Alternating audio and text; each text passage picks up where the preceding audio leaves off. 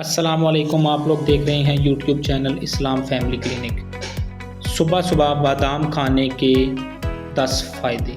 Number 1, ये आपका वज़न कंट्रोल रखने में हेल्प करते हैं। नंबर 2, ये आपका डाइजेस्टिव सिस्टम बेहतरीन बनाने में मददगार साबित होते हैं। नंबर 3, ये आपके ब्रेन फंक्शन को इम्प्रूव करते हैं। जो बड़े बुज़ुर्ग कहते हैं कि बादाम खाने से याददाश्त तेज़ होती है, वो इसीलिए कहते हैं। नंबर 4, प्रेग्नेंट ख़वातीन इसके इस्तेमाल के बाद अपनी प्रेगनेंसी में फ़ायदा पाएंगे। नंबर 5, ये हार्ट पेशेंट के लिए इंतहाई मुअस्सर हैं। Number 6, they will boost energy.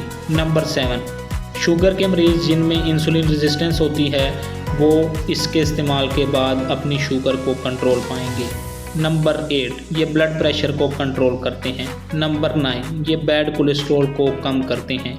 Number 10, इसमें फाइबर कंटेंट्स होते हैं जो कि कॉन्स्टिपेशन नहीं होने देते।